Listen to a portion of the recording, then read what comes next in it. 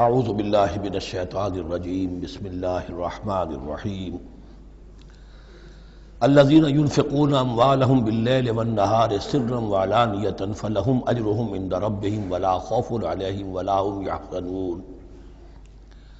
الذین یأکلون الربا لا یقومون الا کما یقوم الذی یتخبطہ الشیطان من المس ذلك بأنهم قالوا إنما البيع مثل الربا وأحل الله البيع وحرم الربا فمن جاءه موعظة من ربه فانتهى فله ما سلف وأمره إلى الله ومن عاد فأولئك أصحاب النار هم فيها خالدون صدق الله العظيم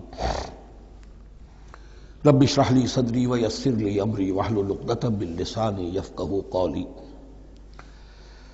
ابھی سورہ مبارکہ کا وہ رکوع ہم پڑھ رہے ہیں کہ جو آج کے حالات میں اہم ترین ہے، اس لیے کہ اس دور میں اللہ کے خلاف بغاوت کی سب سے بڑی شکل تو ہے غیر اللہ کی حاکمیت کا تصور۔ سب سے بڑا شرک یہ ہے، نفسیاتی اعتبار سے سب سے بڑا شرک، مادے پر توکل، بتوں سے تجھ کو امید خدا سے نو امیدی، مجھے بتا تو صحیح اور کافری کیا ہے۔ لیکن یہ نفسیاتی اور داخلی بات ہے۔ خارجی اور واقعاتی دنیا میں سب سے بڑا شرک اس وقت وہ غیر اللہ کی حاکمیت، جو اب عوامی شکل اختیار کر گئی، عوامی حاکمیت۔ اور اس کے بعد اس وقت کے گناہوں میں، بدعملی میں سب سے بڑا فساد جو ہے وہ سود کی بنیاد پر ہے۔ سب سے بڑا فتنہ، سب سے بڑا فساد دنیا میں جو اس وقت سب سے بڑی شیطنت ہے، جو یہودیوں کے ذریعے سے پورے گلوب کو اپنی گرفت میں لینے کے لیے بےتاب ہے، وہ یہی ہے جو سود کا ہتھ کنڈا ہے، اس کی حرمت۔ یہاں ایک سوال میرے ذہن میں کبھی کبھی پیدا ہوتا تھا کہ یہ جو پہلی آیت ہے اس کا تعلق تو انفاق فی سبیل اللہ کے ساتھ ہے، اسے پچھلے رکوع کے ساتھ شامل ہونا چاہیے تھا، لیکن بعد میں یہ حقیقت مجھ پر منکشف ہوئی کہ بڑی حکمت کے ساتھ اس آیت کو اس رکوع کے ساتھ شامل کیا گیا ہے۔ وہ حکمت میں بعد میں بیان کروں گا۔ الذین ينفقون اموالهم باللیل والنہار، وہ لوگ کہ جو اپنا مال خرچ کرتے رہتے ہیں رات کو بھی دن میں بھی، سرا وعلانیۃ، خفیہ طور پر بھی اعلانیہ بھی، صدقات واجبہ اعلانیہ، صدقات نافلہ خفیہ، انفاق فی سبیل اللہ خفیہ۔ فَلَهُمْ أَجْرُهُمْ عِنْدَ رَبِّهِمْ وَلَا خَوْفٌ عَلَيْهِمْ وَلَا هُمْ يَحْزَنُونَ، ان کے لیے ان کا اجر محفوظ ہے ان کے رب کے پاس، نہ ان پر کوئی خوف طاری ہوگا اور نہ ہی وہ کسی حزن سے دوچار ہوں گے۔ الَّذِينَ يَأْكُلُونَ الرِّبَا، اب ربا کا مسئلہ شروع ہو رہا ہے، جو سود کھاتے ہیں۔ وجہ کیا ہے؟ اصل مسئلہ ہے اس سرپلس ویلیو کا۔ آپ کا کوئی شغل ہے، آپ کی ملازمت ہے، آپ کما رہے ہیں، آپ کا خرچ پورا ہو رہا ہے، کچھ بچت بھی ہو رہی ہے۔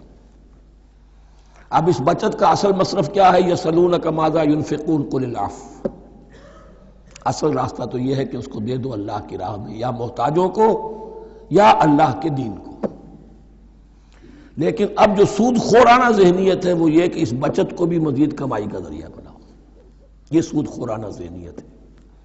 لہذا اصل میں سود خوری انفاق کا کی ضد ہے، اور یہ عقدہ مجھ پر کھلا جبکہ القرآن یفسر بعضہ بعضا، اس اصول کے تحت جب سورہ روم کی آیات کا میں نے مطالعہ کیا، وہاں یہی شکل آپ کو نظر آئے گی کہ ان دونوں کو مقابلے میں لایا گیا ہے، اللہ کی رضا جوئی کے لیے انفاق اور ربا، سود پر رقم دینا۔ وما آتیتم من ربا لیربو فی اموال الناس فلا یربو عند اللہ، جو کچھ تم دیتے ہو سود پر کہ وہ بڑھے لوگوں کے مال میں، محنت وہ کر رہا ہے اور آپ اس کی کمائی میں سے آپ وصول کر رہے ہیں اپنے اس سرمایہ کی وجہ سے۔ تو یہ گویا کہ آپ کا مال اس کے مال میں اس کی محنت سے بڑھ رہا ہے۔ الذی ما آتیتم من ربا لیربو فی اموال الناس فلا یربو عند اللہ، اللہ کے ہاں بڑھوتری نہیں ہوتی۔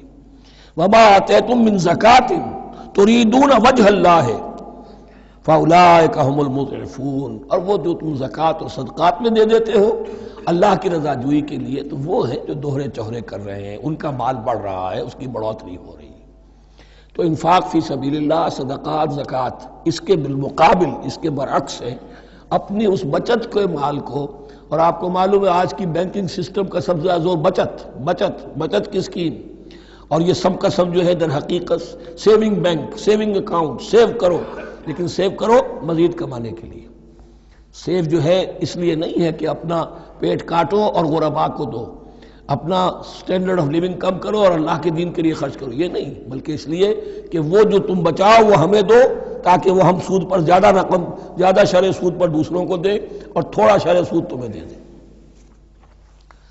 اب اس کے برعکس سے الذین یاکلون الربا، جو لوگ سود کھاتے ہیں، لا یقومون الا کما یقوم الذی یتخبطہ الشیطان من المس، وہ نہیں کھڑے ہوتے مگر ان کی طرح سے کہ جن کو شیطان نے مخبوط الحواس بنا دیا ہو چھو کر۔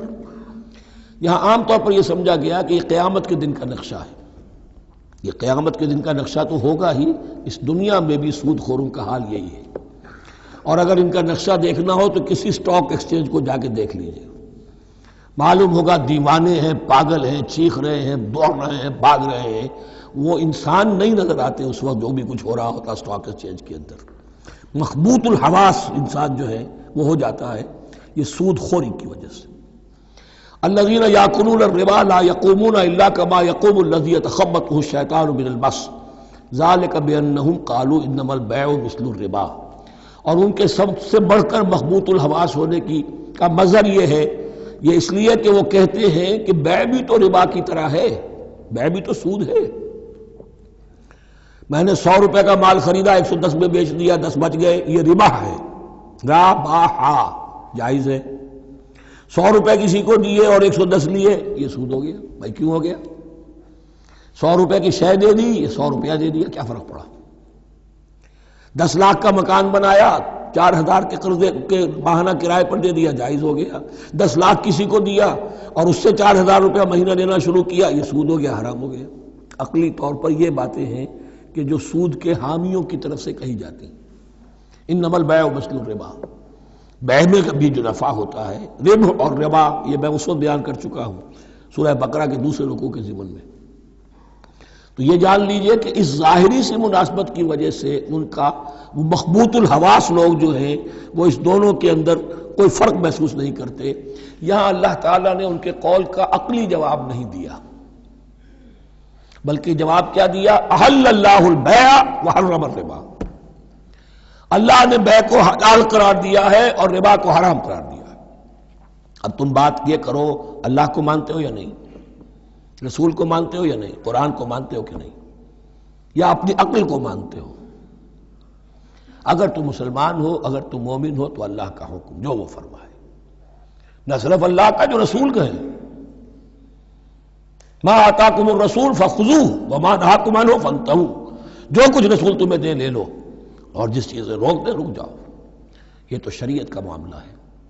ویسے اس میں جو فرق واقع ہوتا ہے وہ یہ ہے کہ ایک ہے فلوئڈ منی، فلوئڈ کیپٹل، ایک ہے فکسڈ کیپٹل۔ مکان 10 لاکھ کا ہے، لیکن مکان سے جو شخص رہ رہا فائدہ کیا اٹھائے گا؟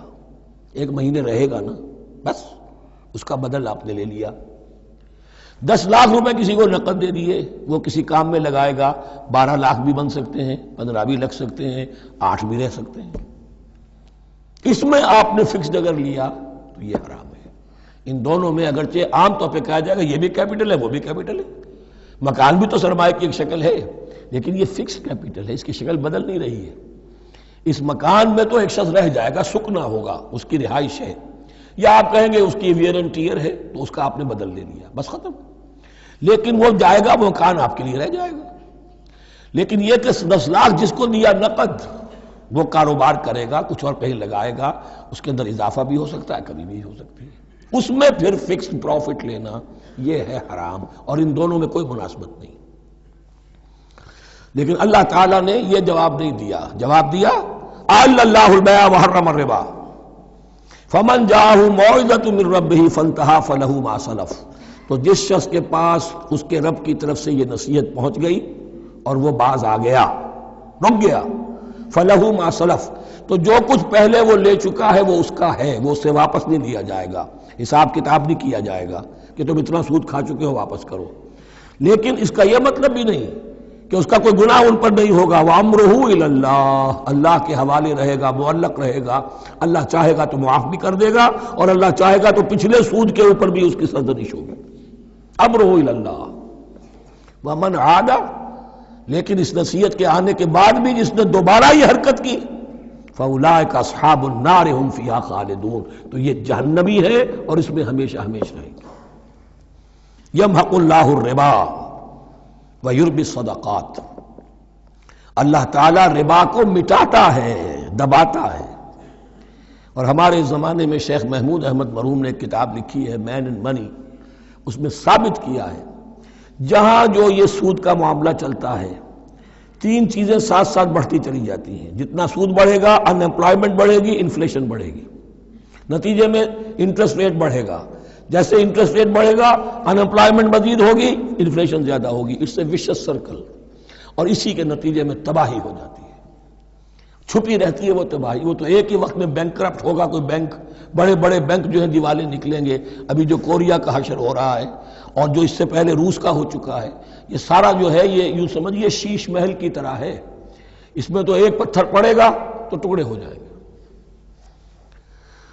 وَمَنْ عَادَ فَأُولَٰئِكَ أَصْحَابُ النَّارِ هُمْ فِيهَا خَالِدُونَ يَمْحَقُ اللَّهُ الرِّبَا وَيُرْبِي الصَّدَقَاتِ، اللہ تعالیٰ پالتا ہے، صدقات کو پالتا ہے، بڑھاتا ہے اللہ کے ہاں. وہ آیت میں سنا چکا ہوں آپ کو، سورہ روم کی 39ویں آیت ہے یہ. وَمَا آتَيْتُم مِّن رِّبًا لِّيَرْبُوَ فِي أَمْوَالِ النَّاسِ فَلَا يَرْبُو عِندَ اللَّهِ وَمَا آتَيْتُم مِّن زَكَاةٍ تُرِيدُونَ وَجْهَ اللَّهِ فَأُولَٰئِكَ هُمُ الْمُضْعِفُونَ. واللہ لا یحب کل کفار اثیم، اور اللہ کو ہرگز پسند نہیں ہے وہ سب کہ جو ناشکرے ہیں اور گناہ گار ہیں.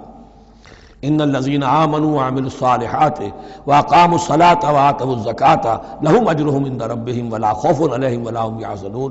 ہاں جو لوگ ایمان لائیں اور نیک عمل کریں، نیک عمل میں ظاہر بات ہے جو شے حرام ہے اس کا چھوڑ دینا بھی لازم ہے، اور نماز قائم رکھیں، زکوٰۃ ادا کریں، ان کے لیے ان کا اجر محفوظ ہے ان کے رب کے پاس. ولا خوف علیہم ولا هم یحزنون. یا ایھا الذین آمنوا اتقوا اللہ وذروا ما بقی من الربا، اے ایمان والو اللہ کا تقوی اختیار کرو اور چھوڑ دو جو رہ گیا ہے سود میں سے. آج فیصلہ کر لو کہ جو بھی کچھ تمہیں کسی کو قرض دیا تھا اب اس کا سود چھوڑو. یا ایھا الذین آمنوا اتقوا اللہ وذروا ما بقی من الربا ان کنتم مؤمنین، اگر تم مومن ہو. فَإِن لَمْ تَفْعَلُوا، اور اگر تم نے ایسا نہ کیا، باز نہ آئے، فَاعْذَنُوا، تو کان کھول کر سن لو، بِحَرْبٍ مِّنَ اللَّهِ وَرَسُولِهِ، اللہ اور اس کے رسول کی طرف سے اعلان جنگ. یہ الٹیمیٹم ہے اگر باز نہیں آتے سود سے. دیکھیے کسی اور گناہ پر یہ بات نہیں آئی، اللہ اور اس کے رسول کی طرف سے اعلان جنگ. وَإِن تُبْتُمْ فَلَكُمْ رُءُوسُ أَمْوَالِكُمْ، اگر تم توبہ کرو تو تمہارے جو اصل راس المال ہے وہ تمہیں لوٹا دیے جائیں گے. سود چھوڑ دو، راس المال واپس لے لو.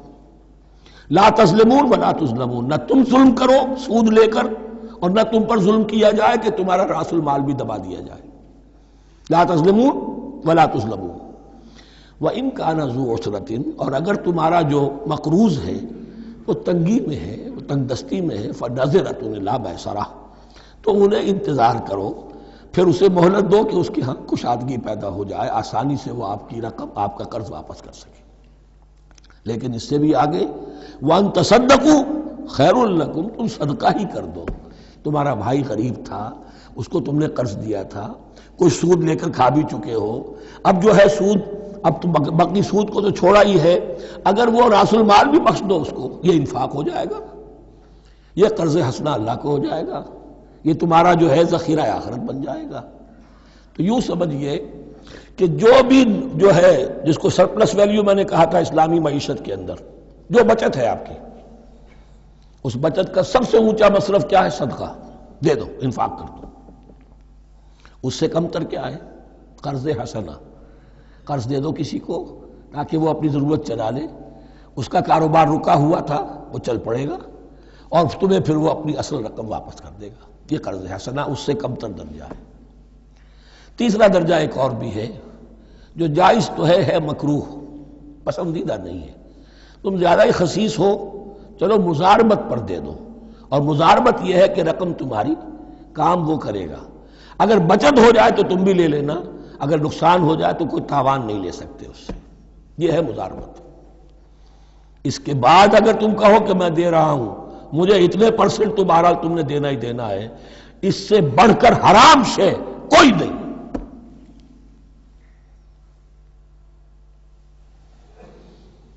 وَإِنْ كَانَ ذُو عُسْرَةٍ فَنَظِرَةٌ إِلَىٰ مَيْسَرَةٍ، تو اگر وہ ہے مقروض تمہارا وہ تنگی میں ہے پھر انتظار کرو، اسے مہلت دو اس کی کشائش تک. وَأَن تَصَدَّقُوا خَيْرٌ لَكُمْ، اور اگر تم صدقہ ہی کر دو، خیرات کر دو، دے دو، بخش دو، وہ تمہارے لیے بہتر ہوگا. ان کنتم تعلمون، اگر تم جانتے ہو، اگر وہ حکمت تمہارے اندر آ گئی ہے، اگر تم اولو الالباب ہو، اگر تم سمجھدار ہو، تو جو کچھ تمہیں بچت اس سے ہوگی، جو اللہ کے ہاں اجر و ثواب ملے گا، وہ تمہیں یہ رقم واپس لے کر جو ہے اس سے کیا مل جائے گا. وَاتَّقُوا يَوْمًا تُرْجَعُونَ فِيهِ إِلَى اللَّهِ، یہ آیت آخری آیت ہے قرآن کی نزول کے اعتبار سے. آیت ڈرو اس دن سے، تو دیکھیے وہی آیت یاد کیجئے. وَاتَّقُوا يَوْمًا لَا تَجْزِي نَفْسٌ عَن نَفْسٍ شَيْئًا وَلَا يُقْبَلُ مِنْهَا شَفَاعَةٌ وَلَا يُؤْخَذُ مِنْهَا عَدْلٌ وَلَا هُمْ يُنصَرُونَ. وَاتَّقُوا يَوْمًا لَا تَجْزِي نَفْسٌ عَن نَفْسٍ شَيْئًا وَلَا يُقْبَلُ مِنْهَا عَدْلٌ وَلَا تَنفَعُهَا شَفَاعَةٌ وَلَا هُمْ يُنصَرُونَ. وَاتَّقُوا يَوْمًا تُرْجَعُونَ فِيهِ إِلَى اللَّهِ، ڈرو اس دن سے جس دن کے لوٹا دیے جاؤ گے تم اللہ کی طرف. ثم توفى كل نفس ما كسبت، پھر ہر جان کو پورا پورا دے دیا جائے گا جو کمائی اس نے کی ہوگی. وهم لا يظلمون، اور ان پر کوئی ظلم نہیں ہوگا.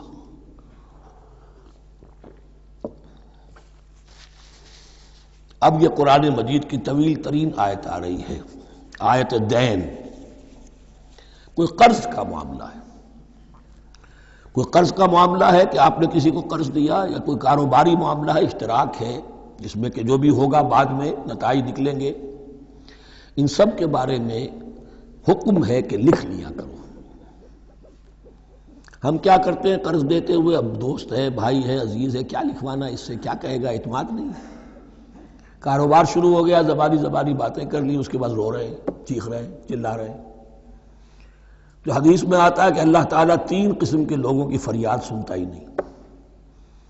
ایک وہ جو قرض دیتے ہوئے یا کوئی معاملہ کرتے ہوئے لکھواتا تو ہے نہیں اور بعد میں روتا ہے. ایک وہ کہ جو اپنی بیوی کے ہاتھوں تنگ بھی ہے اور شکوہ بھی کرتا ہے، شکایت بھی کرتا ہے، فریاد بھی کرتا ہے، طلاق نہیں دیتا. اللہ نے راستہ کھولا ہوا ہے تمہارے لیے، تو اللہ ویسے لوگوں کی فریاد نہیں سنتا. تیسرا مجھے یاد نہیں ہے. یا ایھا الذین آمنوا اذا تداینتم بدین الی اجل مسمى فاکتبوہ، اے اہل ایمان جب بھی تم کوئی معاملہ کرو قرض کا ایک وقت معین تک کے لیے، تو وقت معین ہونا چاہیے. یہ قرض دے رہے ہیں، کب واپس ہوگا. فاکتبوہ، تو اس کو لکھ لیا کرو. یہ فعل امر ہے، الامر للوجوب، واجب ہے یہ. ولیکتب بینکم کاتب بالعدل، اور چاہیے کہ کوئی لکھنے والا تمہارے مابین عدل کے ساتھ، لکھنے والا کوئی ڈنڈی نہ مار جائے، انہیں بھی چاہیے کہ وہ صحیح صحیح لکھے. ولا یاب کاتب ان یکتب کما علمہ اللہ فلیکتب، اور کسی بھی شخص کو جسے اللہ نے سکھایا ہوا ہے کتابت لکھنے کا کام، تو اس کو انکار نہیں کرنا چاہیے لکھنے سے. اللہ نے اسے یہ علم دیا ہے، اسے چاہیے کہ لکھ دے. اس لیے کہ اس معاشرے میں پڑھے لکھے لوگ تو بہت کم ہوتے تھے. اب بھی یہ ہوتا ہے، عرائض نویس وغیرہ ہوتے ہیں، وثیقہ نویس ہوتے ہیں، پیسے دے کے ان کو جو لکھواتے ہیں. لیکن اگر کوئی وثیقہ نویس جو ہے بے ایمانی کرے اور لکھنے میں کوئی کمی کر جائے، تو جو جس کے اوپر ذمہ داری ہے اسے نقصان پہنچ جائے گا. وَلْيَكْتُبْ بَيْنَكُمْ كَاتِبٌ بِالْعَدْلِ، اور چاہیے کہ لکھنے والا تمہارے مابین انصاف کے ساتھ لکھے. وَلَا يَأْبَ كَاتِبٌ أَن يَكْتُبَ كَمَا عَلَّمَهُ اللَّهُ فَلْيَكْتُبْ، اور نہ انکار کرے کوئی لکھنے والا اس سے کہ وہ لکھے جیسے اللہ نے اسے سکھایا ہے، تو لکھنا چاہیے. وَلْيُمْلِلِ الَّذِي عَلَيْهِ الْحَقُّ، لکھتے وقت املا وہ کرائے جس کے ذمے رقم آ رہی ہے، جس پر حق آ رہا ہے. علیہ الحق، وہ لکھوائے. جس کا مال ہے وہ نہ لکھوائے، جس پر ذمہ داری آ رہی ہے وہ لکھوائے، کہ میں کیا ذمہ داری لے رہا ہوں. وَلْيَتَّقِ اللَّهَ رَبَّهُ، اور اللہ سے ڈرتا رہے اپنے رب سے. وَلَا يَبْخَسْ مِنْهُ شَيْئًا، اور لکھوانے میں اس میں سے کوئی شے کم نہ کر دے.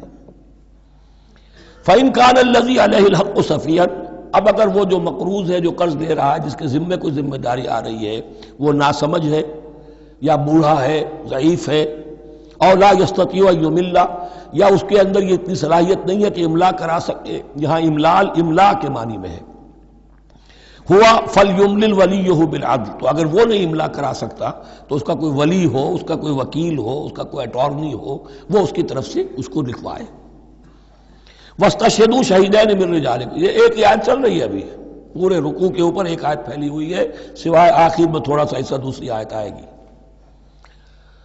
واستشہدوا شہیدین من رجالکم، اور گواہ بنا لیا کرو دو اپنے مردوں میں سے، فإن لم یکونا رجلین، اور اگر دو مرد دستیاب نہ ہو، فرجل وامرأتان، تو ایک مرد اور دو عورتیں، ممن ترضون من الشہداء، اور وہ بھی دونوں کے نزدیک مقبول ہوں شہداء، کہ ہاں دونوں کو اعتماد ہے ان پر۔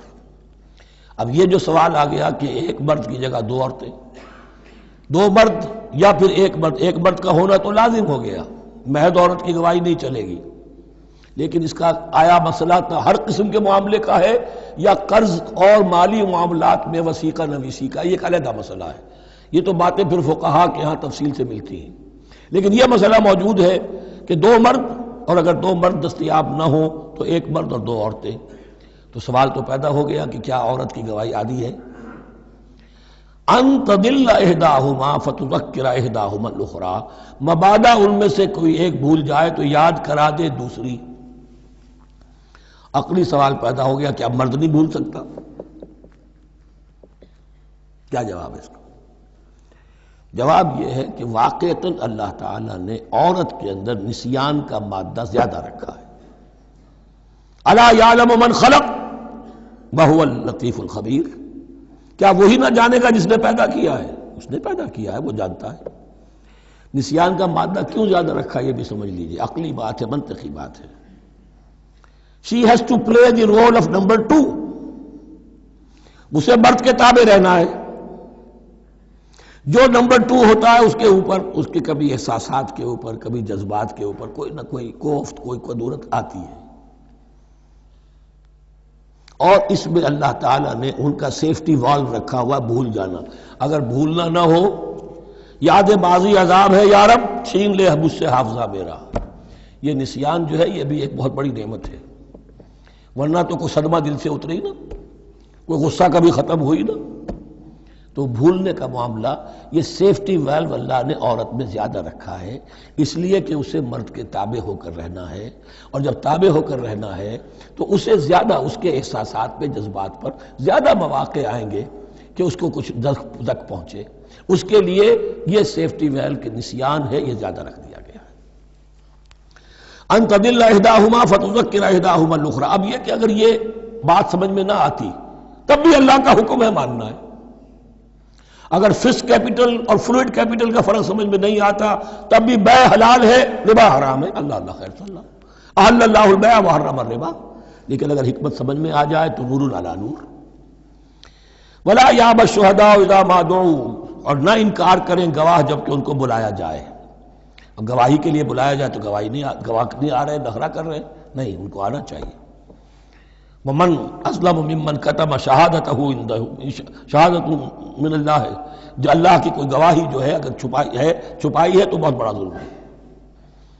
ولا تسأموا، اور اس سے تھکو مت، کسل مت کرو، سستی مت کرو، ان تکتبوہ، کہ تم لکھو اسے، صغیرا او کبیرا، چاہے چھوٹا معاملہ ہو چاہے بڑا ہو، الی اجلہ، وقت معین کے لیے، اتنا قرض دے رہا ہوں، اتنے وقت میں آپ نے مجھے لوٹانا ہے، اس کے بعد آپ بڑھا سکتے ہیں، آپ دیکھ سکتے ہیں، اسے مزید مہلت دے سکتے ہیں، ایسے ہی حالات ہیں تو آپ معاف بھی کر سکتے ہیں، لیکن یہ کہ جب لکھنا ہے، حکم دیا جا رہا ہے تو اس میں اجل معین ہو، الی اجلہ، اور اس میں چھوٹے بڑے کی تفریق نہ کرو، چاہے چھوٹا مسئلہ بڑا لکھ لو، ذالکم اقسط عند اللہ، یہ اللہ کے نزدیک بھی زیادہ مبنی بر انصاف ہے، واقوم للشہادہ، اور گواہی کے لیے زیادہ قوی ہوگا اور زیادہ درست ہوگا، لکھی ہوئی شے ہوگی تو اب معاملہ جو ہے بہت واضح رہے گا، ورنہ زبانی یادداشت کے اندر کہیں کہیں جو ہے تعبیر ہی میں فرق ہو جاتا۔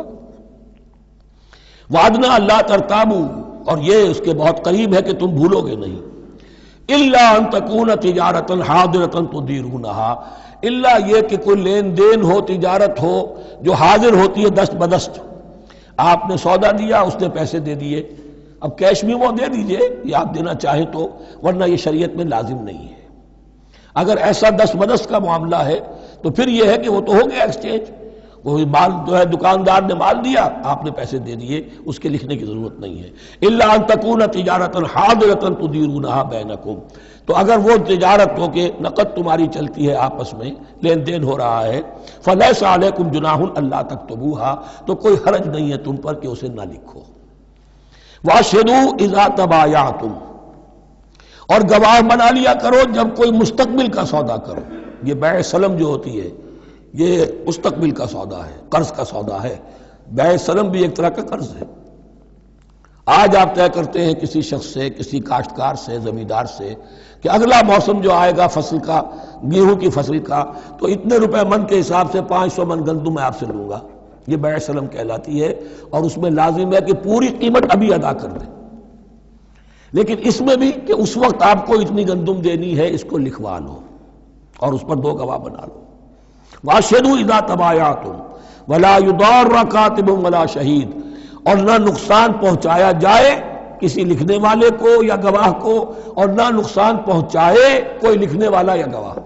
یہ یضار دونوں کے لیے آ جائے گا، یہ معروف بھی ہے اور مجرور بھی ہے۔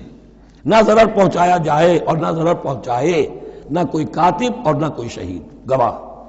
وَإِن تَفْعَلُوا، اگر تم ایسا کرو گے، نقصان پہنچاؤ گے، فَإِنَّهُ فُسُوقٌ بِكُمْ، تو یہ تمہارے لیے بہت بڑے گناہ کی بات ہوگی۔ وَاتَّقُوا اللَّهَ، اللہ سے ڈرو، وَيُعَلِّمُكُمُ اللَّهُ، اللہ تمہیں تعلیم دے رہا ہے، وَاللَّهُ بِكُلِّ شَيْءٍ عَلِيمٌ، اللہ ہر چیز کا علم رکھنے والا ہے۔ یہ ایک آیت ہوئی ہے، آخری پارے کی میرا خیال 4 5 6 صورتیں جمع کر لے تو جا کر ہی ایک آیت کا حجم برابر ہوگا۔ جو میں نے کہا تھا کہ آیات کی تعیین توقیفی ہے، یہ ہمارے حساب کتاب سے، گرامر سے، منطق سے، علم بیان سے کسی سے کوئی تعلق نہیں اس کا۔ وَإِن كُنتُمْ عَلَىٰ سَفَرٍ، اور اگر تم سفر پر ہو، وَلَمْ تَجِدُوا كَاتِبًا، اب وہاں کوئی لین دین کا معاملہ ہو گیا، قرض کا ہو گیا، کاتب کوئی ہے نہیں، فَرِحَانٌ مَقْبُوضَةٌ، تو کوئی گروی شے رکھ لو قبضے میں، فلاں شے آپ کے قبضے میں رہے گی، آپ اتنے پیسے مجھے دے دیجئے، میں جب یہ واپس کر دوں گا اپنی چیزیں آپ میری چیز مجھے لوٹا دیجیے گا۔ یہ رہن ہے مقبوضہ، لیکن رہن سے کوئی فائدہ اٹھانے کی اجازت نہیں، وہ سود ہو جائے گا۔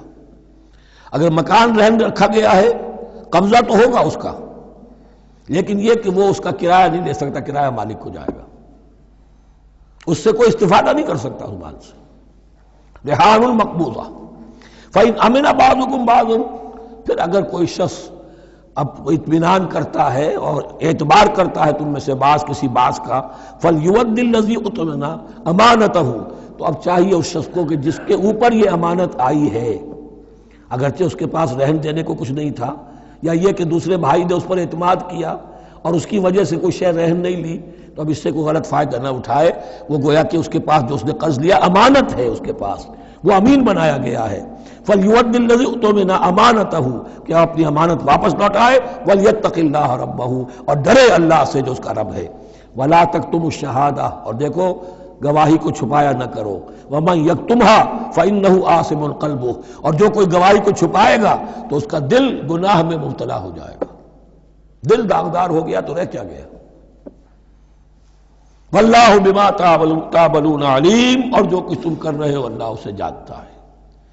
اللہ کے فضل و کرم سے آخری رکوع پر ہم پہنچ گئے، اور یہ بڑا ایک یوں سمجھئے 3 آیتوں پر مشتمل رکوع ہے، جیسے کہ وہ رکوع جو ہم نے پڑھا تھا جس میں آیت الکرسی 4 آیتیں ہیں وہ، اور یوں کہا جا سکتا ہے کہ یہ 2 رکوع ایک دوسرے کے بالکل بالمقابل ہیں اپنی عظمت میں اور مقام میں۔ آیت الکرسی کی جگہ یہاں ایک دعا کی آیت ہے، جامع ترین دعا جو آئے گی آخری آیت میں، للہ ما فی السماوات و ما فی الارض۔ اکثر و بیشتر آپ دیکھیں گے سورتوں کے اختتام پر یہ الفاظ پھر آتے ہیں، اللہ ہی کا ہے جو کچھ بھی ہے آسمانوں اور زمین میں۔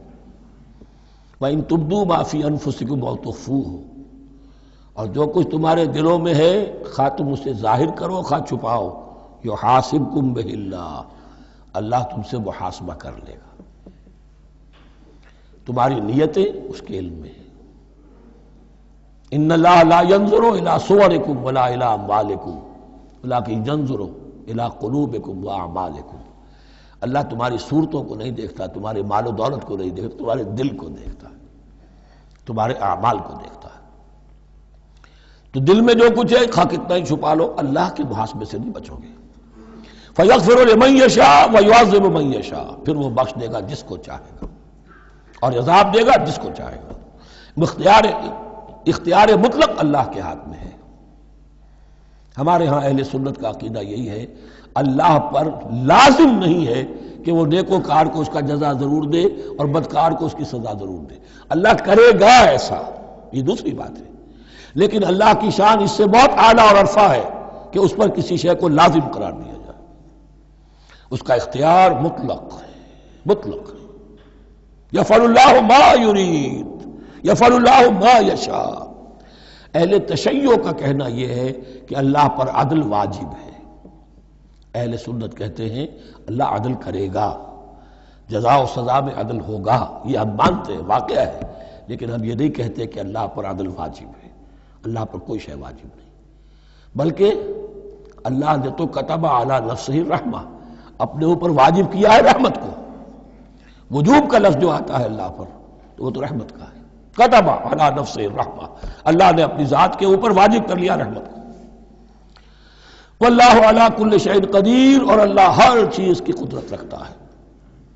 آمن الرسول بما انزل الیہ من ربہ والمؤمنون، ایمان لائے رسول صلی اللہ علیہ وسلم اس چیز پر کہ جو نازل کی گئی ان کی جانب ان کے رب کی طرف سے۔ غور طلب بات ہے، یہ بڑا باریک نکتہ ہے۔ نبی پر جب وحی آئی ہے کیسے پہچان لیا کہ یہ بدروح نہیں ہے، یہ جبرائیل ہے؟ آخر کوئی اشتباہ بھی تو ہو سکتا تھا، پہلا تجربہ تھا۔ اس سے پہلے نہ آپ نے کہانت سیکھی، نہ آپ نے کوئی اور اس طرح کی نفسیاتی ایکسرسائزز کی۔ آپ تو کاروباری آدمی تھے، ایک بہت ہی بھرپور زندگی گزار رہے ہیں، اہل و عیال والے ہیں، کاروبار کر رہے ہیں، ہائی ایسٹ لیول کا کاروبار ہے۔ تو فطرت جو ہے وہ پہچانتی ہے، نبی کی فطرت وہ اتنی پاک اور صاف ہوتی ہے کہ اس کے اوپر کوئی بدروح کا کوئی اثر ہو ہی نہیں سکتا۔ اگرچہ اس میں ایک اور واقعہ میں نے ایک جگہ پڑھا تھا، وہ میں پھر کسی وقت موقع آیا تو سناؤں گا آپ کو، اس وقت نہیں ہے۔ بہرحال ہمارے لیے بڑی تسکین کی بات ہے کہ اللہ تعالیٰ نے رسول کے ایمان کے تذکرے کے ساتھ ہمارے ایمان کا تذکرہ کیا۔ آمن الرسول بما انزل الیہ من ربہ والمؤمنون، ایمان لائے رسول صلی اللہ علیہ وسلم اس چیز پر جو نازل کی گئی ان کی جانب ان کے رب کی طرف سے، اور ایمان لائے صاحب ایمان۔ اللہم ربنا اجعلنا منہم، اللہم ربنا اجعلنا منہم۔ کل آمن باللہ وملائکتہ وکتبہ ورسلہ، یہ دوسرا مقام ہے سورہ بقرہ کے اندر جس میں ایمان کے جو اجزاء ہیں ان کو گنا گیا ہے۔ کچھ یاد ہے آیت البر، لیس البر ان تولوا وجوہکم قبل المشرق والمغرب ولکن البر من آمن باللہ والیوم الآخر والملائکۃ والکتاب والنبیین۔ یہاں بھی اسی طرح ہے، کل آمن باللہ وملائکتہ وکتبہ ورسلہ لا نفرق بین احد من رسلہ۔ اور یہ تیسری مرتبہ بات آ گئی ہے کہ رسولوں کے درمیان کوئی تفریق نہیں کی جائے گی۔ کہاں؟ پہلے تو آیا تھا 16ویں رکوع میں، لا نفرق بین احد منہم ونحن له مسلمون، اور اس سے بھی پہلے آیا تھا والذین یؤمنون بما انزل الیک وما انزل من قبلک، وہ لوگ جو ایمان رکھتے ہیں اس پر بھی جو ہے نبی آپ پر نازل کیا گیا اور اس پر بھی جو آپ سے پہلے نازل کیا گیا۔ لا نفرق بین احد من رسلہ، ہم اس کے رسولوں میں سے کسی کے مابین کوئی تفریق نہیں کرتے۔ تفضیل اسی صورت میں ثابت ہے، تلک الرسل فضلنا بعضهم علی بعض منهم من کلم اللہ ورفع بعضهم درجات وقالوا سمعنا واطعنا، وہی بات کہ جو کہی گئی تھی جب ان سے کہا گیا تھا واسمعوا، کیا کہا تھا انہوں نے؟ سمعنا وعصینا، سمعنا واطعنا، وہ کہتے ہیں ہم نے سنا اور مانا۔ غفرانک ربنا، ہماری درخواست ہے پروردگار، تیری بخشش مانگتے ہیں۔ غفرانک، نون پر زبر ہے، مفعول ہے، نسألک غفرانک، اے اللہ ہم تجھ سے سوالی ہیں، تجھ سے طلب کرتے ہیں، درخواست کرتے ہیں تیری مغفرت کا، وإلیک المصیر، اور تیری ہی جانب لوٹ جانا ہے۔ یہاں پر وہ ایمان بالآخرہ بھی آ گیا جو یہاں اوپر نہیں آسان، آمن باللہ وملائکتہ وکتبہ ورسلہ، پھر رسولوں کے ضمن میں لا نفرق بین احد من رسلہ، لیکن اس کے بعد وإلیک المصیر، مغفرت اور اللہ کی طرف ہی لوٹ جانا ہے ہمارا، اس میں ایمان بالآخرہ آ گیا۔ اب آخری آیت، لا یکلف اللہ نفسا الا وسعها، اللہ تعالی نہیں ذمہ دار ٹھہرائے گا کسی جان کو مگر اس کی وسعت کے مطابق۔ یہ بہت بڑے فضل و کرم والی آیت ہے، جیسے میں نے کہا تھا میگنا کارٹا جو ہے انسانی حقوق کا، کہ اجیب دعوت الداعی اذا دعان، جہاں بھی مجھے کوئی پکارے، جب پکارے میں اس کی پکار سنتا ہوں، قبول کرتا ہوں۔ ہاں فَلْيُؤْمِنُوا بِي فَلْيَسْتَجِيبُوا لِي، انہیں بھی چاہیے کہ میرا کہنا مانے، دو طرفہ بات چلے گی، یک طرفہ نہیں۔ میری مانو، اپنی منواؤ، تم دعائیں کرو گے ہم قبول کریں گے، تم ہماری بات نہیں مانتے پھر تمہاری دعا تمہارے منہ پر دے ماری جائے گی۔ کرتے رہو قنوت نازلہ 40 دن کے 80 دن پڑھتے رہو، ڈھاکہ تو بیٹھ ہی جائے گا، بیٹھ گئے۔ یہودیوں سے شکست تو ہو ہی جائے گی، ہو گئی۔ کرتے رہو، حرمین میں پڑھتے رہو قنوت نازلہ، مکے میں پڑھو، مدینے میں پڑھو، پوری دنیا میں پڑھو۔ اللہ کو پیٹھ دکھائی ہوئی ہے، اس کے دین کو پاؤں تلے روندا ہوا ہے، اللہ کے باغیوں سے دوستی ہے، کسی نے قبلہ ماسکو کو بنایا تھا اور کسی نے واشنگٹن کو بنایا تھا، تمہاری دعائیں کیسے قبول ہوں؟ لیکن یہ جو آیت ہے یہ اس اعتبار سے بہت بڑی رحمت کی آیت ہے کہ اللہ تعالیٰ کے ہاں وہ اندھے کی لاٹھی والا معاملہ نہیں ہے کہ تمام انسانوں سے محاسبہ ایک ہی سطح پر ہو۔ اللہ جانتا ہے کس کی کتنی وسعت ہے، اور وسعت کن چیزوں سے بنتی ہے۔ آپ کو کوئی اور جین ملے ہیں، مجھے کوئی اور جین ملے ہیں، انہیں کوئی اور جین ملے ہیں، یہ جینز، ان جینز کی اپنی اپنی خصوصیات ہیں، خصائص ہیں، پراپرٹیز ہیں، لیمیٹیشنز ہیں۔ آپ کو کوئی اور ماحول ملا، اسے کوئی اور ماحول ملا، اسے کوئی اور ماحول ملا، تو hereditary factors multiplied by environmental factors, ان دونوں سے ایک شخصیت کا ہیولہ بنتا ہے انسان کا، جس کو پیٹرن کہتے ہیں ہمارے مستری لوگ۔ جب لوہے کا کوئی شے جو ہے ڈھالنی ہے تو اس کے لیے پہلے مٹی کا یا لکڑی کا ایک پیٹرن بناتے ہیں، انگریزی میں پیٹرن ہے، وہ پیٹرن کہتے ہیں ہمارے مستری لوگ۔ اب آپ لوہا جو ہے اس کو جب اسے کر لیں گے، مائع بنا لیں گے، گلا لیں گے، پھر اس میں ڈالیں گے، وہی شکل ہو جائے گی۔ یہ شاکلہ ہے ہر انسان کا جو بن جاتا ہے۔ قُلْ كُلٌّ يَعْمَلُ عَلَى شَاكِلَتِهِ فَرَبُّكُمْ أَعْلَمُ بِمَنْ هُوَ أَهْدَىٰ سَبِيلًا۔ اس شاکلہ کے اندر اندر آپ کو محنت کرنی ہے۔ اللہ جانتا ہے کس کا شاکلہ وسیع تھا، کس کا شاکلہ تنگ تھا، کس کے جینز اعلیٰ تھے، کس کے جینز ادنا تھے، کس کے ہاں ذہانت زیادہ تھی، کس کے ہاں جسمانی قوت زیادہ تھی۔ جو بھی کچھ اس نے دیا ہے، جس کو وہاں ہم نے رکھا اس کو وہاں رکھا، اس نے وہاں تعلیم پائی، اس نے یہاں تعلیم پائی، جو بھی انوائرمنٹل فیکٹرز آئے ہیں، جو بھی جینیٹک فیکٹرز آئے ہیں، سب اللہ کے علم میں ہے۔ ان سب کو ملحوظ رکھ کے اللہ حساب لے گا۔ جو شاکلہ ہم نے تمہیں دیا تھا اس میں تم نے کیا کیا؟ ایک شخص کے اندر فرض کیجئے استعداد ہی ہے 20 درجے کی استعداد ہے، اس نے فرض کیجئے 18 درجے کام کر دیا، کامیاب ہو گیا۔ کسی میں استعداد 100 درجے کی تھی، اس نے 50 درجے کیا، ناکام ہو گیا۔ حالانکہ کمیت کے اعتبار سے 50 درجے زیادہ ہے 18 درجے سے، لیکن یہ 18 درجے کا کام وہ کر رہا ہے جس کے اندر استطاعت تھی ہی 20 کی، یا 18 ہی کی تھی، اس نے پوری کر دی۔ اور 50 درجے والا وہ جس کو اللہ نے دے رکھی تھی 1000 کی استطاعت، اس کا وہ 50 بیکار ہو گیا۔ تو اللہ تعالیٰ کا محاسبہ جو ہے انڈیویجول ہے، اسی لیے فرمایا گیا کلہم آتی ہے یوم القیامت فردا، ان میں سب لوگ اس دن قیامت کے دن سب آئیں گے اکیلے اکیلے، تنہا تنہا، ہر ایک کا حساب ہوگا وہاں، اور ہر ایک کا حساب ہوگا لا یکلف اللہ نفسا الا وسعها، اللہ ذمہ دار نہیں ٹھہرائے گا کسی بھی جان کو مگر اس کی وسعت کے مطابق۔ البتہ اس کا اب ایک ریورس ہے۔ ہوتا کیا ہے، ہم سمجھتے ہیں دنیا میں تو بھاگ دوڑ کر رہے ہیں اور دین اجی ہمارے اندر تو استطاعت، دین کے کام کی صلاحیت ہی نہیں ہے۔ دنیا میں دیکھیں بڑے کامیاب تیزی کے ساتھ دوڑ رہے ہیں، کامیاب پر کامیاب، دین ہمارے اندر تو استطاعت نہیں ہے، استعداد ہی نہیں ہے، کیا کریں؟ یہ دھوکہ ہے، سیلف ڈسیپشن ہے۔ استعداد اور استطاعت کے بغیر اور صلاحیت اور ذہانت کے بغیر دنیا میں بھی آپ کما نہیں سکتے، محنت نہیں کر سکتے، کوئی نتائج حاصل نہیں کر سکتے۔ یہ دھوکہ اپنے آپ کو نہ دیجئے۔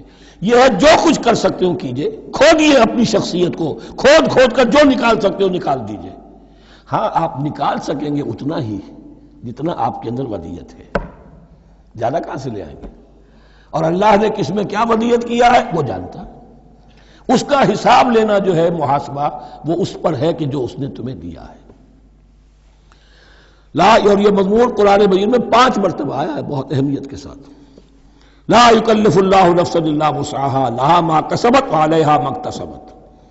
اسی جان کے لیے ہے جو اس نے کمایا اور اس کے اوپر وبال بنے گا جو اس نے برائی کمائی۔ لیکن لام اور علا، لہا ما کسبت، جو بھی اس نے نیکی کمائی اس کے حق میں ہے، اس کے لیے ہے، اس کا اجر ملے گا، ثواب ملے گا، اور جو بدی کمائی وہ اس پر وبال بنے گا، اسی کے لیے اس کو سزا ملے گی، اسی کے حوالے سے۔ اب وہ آخری دعا آ گئی، جامع ترین اور عظیم ترین دعا ہے قرآن مجید کی۔ ربنا لا تؤاخذنا ان نسینا او اخطانا۔ اہل ایمان کے راستے پر، عمل صالح کے راستے پر مقدور بھر، امکان بھر اپنی شخصیت کے کونوں کھدروں میں سے بھی نکال کر، اپنی ریزیڈول انرجیز کو بھی نکال کر اللہ کی راہ میں لگا دیں۔ لیکن اس کے بعد بھی کوئی غرہ نہ ہو، کوئی غرور نہ ہو، کوئی اپنی محنت پر، اپنی نیکی پر، اپنی کمائی پر، اپنے کارناموں پر کہیں انسان دھوکہ نہ کھا جائے۔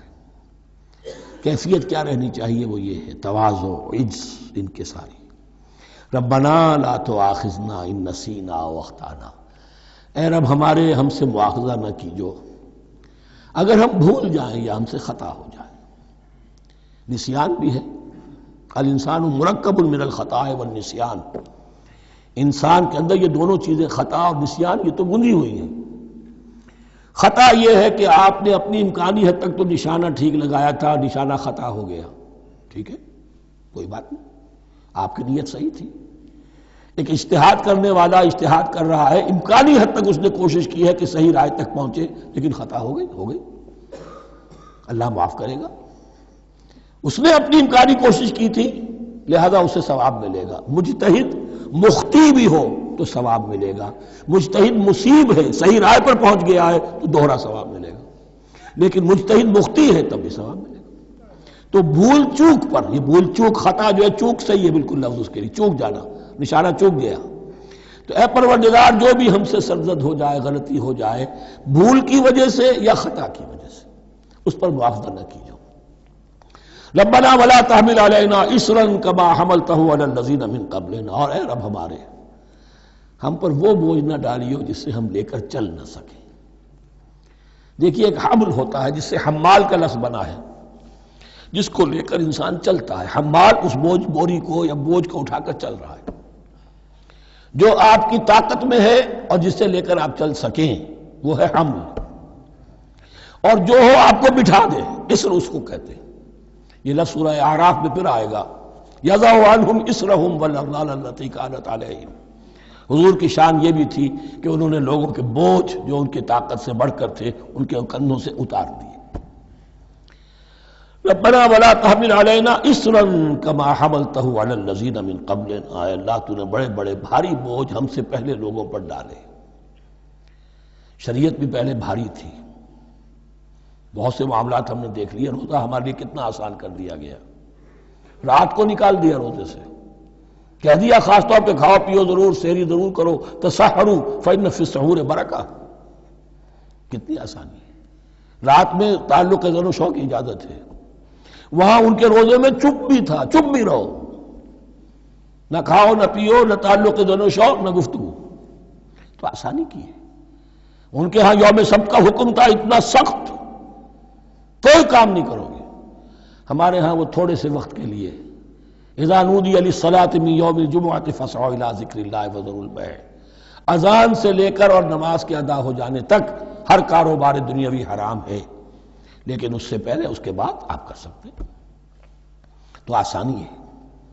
ربنا ولا تحمل علینا اصرا کما حملته علی الذین من قبلنا ربنا ولا تحملنا ما لا طاقت لنا به، اور اے رب ہمارے ہم پر وہ بوجھ نہ ہم پر عائد کیجو، ہم پر ڈالیو جس کی کہ ہمارے اندر طاقت نہ ہو. واعف عنا، ہم سے درگزر فرماتا رہے، ہمیں معاف کرتا رہے. واغفر لنا، اور ہمیں بخشتا رہے. مغفرت کا لفظ جو ہے اس کو سمجھ لیجئے ڈھانپنا. مغفر کہتے ہیں خود کو، جو ہیلمٹ پہنا ہوتا ہے تاکہ گولی جو ہے وہ سر پہ لگے تو یہ آپ کو بچا لے. مغفر خود پہنتے تھے تلوار کے وار سے سر کو بچانے کے لیے، سر کو ڈھانپا ہوا مغفر سے. تو گناہ کو اللہ تعالیٰ اپنی رحمت سے ڈھانپ دے. واغفر لنا، ہماری خطاؤں کی پردہ پوشی فرما دے. ورحمنا، اور ہم پر رحم فرما. انت مولانا، تو ہمارا مولا ہے، والی ہے، ہمارا پشت پناہ ہے، مددگار ہے. اللہ ولی الذین آمنوا یخرجہم من الظلمات الی النور فانصرنا علی القوم الکافرین، بس ہماری مدد فرما کافروں کے مقابلے میں. انہی الفاظ پر وہ دعا ختم ہوئی تھی جو طالوت کے ساتھیوں نے کی تھی علیہ الصلوۃ والسلام. اصل میں یہ دعا اب تلقین کی جا رہی ہے. مرحلہ سخت آ رہا ہے، مرحلہ سخت ہے اور جان عزیز، تاب لاتے ہی بنے گی آپ غالب. اب وہ مرحلہ آ رہا ہے، اس کے لیے تیار ہو جاؤ. یہ سارا حصہ جو ہے در حقیقت یہ تمہید ہے غزوہ بدر کی. بارک اللہ لی ولکم فی القرآن العظیم ونفعنی وإیاکم بالآیات والذکر الحکیم.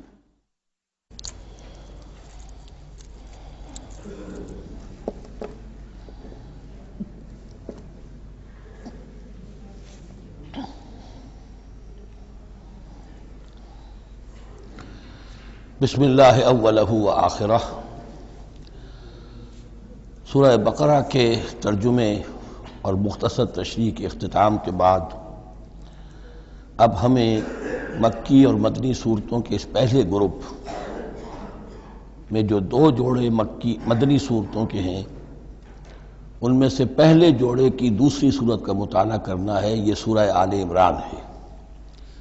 جیسا کہ اس سے قبل بھی میں آپ کو بتا چکا ہوں کہ جوڑے ہونے کی نسبت یہ ہے کہ ان دونوں چیزوں میں گہری مشابہت بھی ہو، مرد اور عورت بہت مشابہت بھی ہے لیکن کچھ فرق بھی ہو، اور جو فرق ہو وہ ایسا ہو کہ جس سے ایک دوسرے کے لیے کمپلیمنٹری ہو، ایک دوسرے سے مل کر کسی مقصد کی تکمیل ہوتی ہو. یہ نسبت زوجیت کی حقیقت ہے. اب آپ دیکھیں گے مشابہتیں جو ہیں بہت نمایاں جو سورہ بقرہ میں اور سورہ آل عمران میں ہیں کہ دونوں شروع ہوئی ہیں الف لام میم سے. دونوں کے شروع میں قرآن مجید کی عظمت کا بیان ہے، اگرچہ سورہ آل عمران میں اس کے ساتھ ہی تورات اور انجیل کا بیان بھی ہے. دونوں کے اختتام پر بڑی عظیم آیات آئی ہیں. وہ آیت ہم پڑھ چکے ہیں جو سورہ بقرہ کے اختتام پر آئی ہے، جو کہ ایک عظیم دعا پر مشتمل ہے. عظیم ترین دعاؤں میں سے اس کو شمار کیا جا سکتا ہے. ربنا لا تؤاخذنا ان نسینا واخطانا. سورہ آل عمران کے آخری رکوع میں بھی ایک نہایت جامع دعا آئی ہے. وہ 3-4 آیتوں میں پھیلی ہوئی ہے، بہت بڑی جامع دعا ہے. پھر جیسے میں نے آپ کو بتایا کہ سورہ بقرہ میں بھی یہ سورۃ الامتین ہے، دو امتوں سے بحث کر رہی ہے، گفتگو کر رہی ہے، خطاب کر رہی ہے. یہی معاملہ سورہ آل عمران کا بھی ہے، لیکن یہ فرق ہے کہ سورہ بقرہ میں زیادہ گفتگو ہے یہود کے بارے میں اور سورہ آل عمران میں زیادہ گفتگو ہے آل عمران کے نصارہ کے بارے میں. تو گویا کہ اس طرح وہ تکمیل ہو رہی ہے کہ اہل کتاب کا جو ایک طبقہ تھا اور اہم تر طبقہ تھا یہود، دینی اعتبار سے ان کی اہمیت زیادہ تھی، چاہے تعداد میں وہ کم تھے اور کم ہے، لیکن یہ کہ دینی اعتبار سے ان کی اہمیت زیادہ رہی ہے. دوسرا طبقہ ہے یہ عیسائیوں کا، لیکن یہ کہ ان کا تذکرہ وہاں بہت کم آیا، یہاں آپ کو اس سورہ آل عمران میں زیادہ خطاب ان سے ملے گا۔ پھر جیسے سورہ بقرہ کا پہلا نصف جو ہے وہ 18 رکوعوں پر اور 152 آیات پر مشتمل تھا، اور نصف ثانی جو ہے وہ 22 رکوعوں پر لیکن 134 آیات پر مشتمل تھا، تو تقریباً مساوی دو حصے تھے۔ وہی کیفیت آپ کو یہاں ملے گی، بلکہ یہاں وہ بتمام و کمال ہے، دونوں حصے بہت مساوی ہیں۔ کل 20 رکوع ہیں، 10 رکوع ایک نصف اول میں ہے، 10 رکوع نصف ثانی میں ہے۔ صرف ایک آیت کا فرق ہے کہ پہلے 10 رکوعوں میں 101 آیات ہیں اور دوسرے 10 رکوعوں میں 99 آیات ہیں۔ پھر جیسے وہاں 3 حصے ہیں نصف اول کے، ویسے ہی یہاں بھی 3 حصے ہیں نصف اول کے، لیکن یہاں رکوعوں کی تقسیم نہیں ہے بلکہ آیات کی ہے۔ پہلی 32 آیات میں تمہیدی کلام ہے، جیسے کہ 4 رکوع سورہ بقرہ کے، اگرچہ وہاں روح سخن ابتدا ہی سے یہود کی طرف ہو گیا تھا، یہاں روح سخن ابتدا ہی سے نصارہ کی طرف ہے، لیکن یہ کہ یہاں کی 32 آیات اسی طرح تمہیدی کلام پر مشتمل ہیں جیسی کہ سورہ بقرہ کے 4 رکوع۔ پھر یہاں 31 آیات براہ راست خطاب ہے نصارہ سے، خاص طور پر حضرت عیسیٰ علیہ السلام کی ولادت کن حالات میں ہوئی، کیا ان کا مقام اور مرتبہ تھا، کیا ان کی اصل حیثیت تھی، پھر یہ کہ ان کے ساتھ کیا معاملہ ہوا۔ یہ حصہ نازل بھی ہوا ہے سن 9 ہجری میں، جو شامل یہاں کر دیا گیا ہے، حالانکہ اس سورہ مبارکہ کا اکثر و بیشتر حصہ جو ہے وہ سن 3 ہجری میں غزوہ احد کے بعد نازل ہوا ہے، لیکن یہ کہ یہ حصہ جو ہے 31 آیات پر مشتمل نازل ہوا سن 9 ہجری میں۔ نجران ایک بستی تھی عرب کے جنوب میں یمن کی طرف، اور وہاں عیسائی آباد تھے، تو وہاں کے عیسائیوں کے سردار اور ان کے جو بڑے لاٹ پادری تھے وہ کچھ 70 عیسائیوں کا ایک وفد لے کر آئے حضور کی خدمت میں مدینہ منورہ میں، بات سمجھنے سمجھانے کے لیے کہ آپ کس بات کی دعوت دے رہے ہیں، اور کئی دن مقیم رہے اور بات پوری سمجھ بھی لی، خاموش بھی ہو گئے، پھر بھی بات نہیں مانی تو حضور نے مباہلے کی دعوت دی، اس چیلنج کو قبول کیے بغیر وہاں سے چلے گئے۔ لیکن یہ کہ بہرحال انہوں نے جو ترتیب جس شدت کے ساتھ ہونی چاہیے تھی ان کی طرف سے وہ بھی نہیں کی، یہ شرافت کا انہوں نے مظاہرہ کیا۔ بہرحال یہ 9 رکوع، یہ جو 31 آیات ہیں سن 9 میں نازل ہوئی۔ یہی نوٹ کر لیجئے کہ سورہ بقرہ کی بھی ایک بات میں بتانے سے میں بھول گیا اس وقت، کہ یہ جو سود سے متعلق احکام ہیں، جو رکوع ہے، جو 38واں رکوع ہے سورہ بقرہ، یہ بھی تقریباً سن 9 میں نازل ہوا ہے۔ گویا کہ وہ مشابہت بھی موجود ہے کہ اگرچہ سورہ بقرہ کا اکثر و بیشتر حصہ غزوہ بدر سے قبل نازل ہوا، لیکن اس میں بھی کچھ آیات وہ ہیں جو سن 9 ہجری میں نازل ہوئی ہیں، اور سود کے بارے میں آخری حکم ہے۔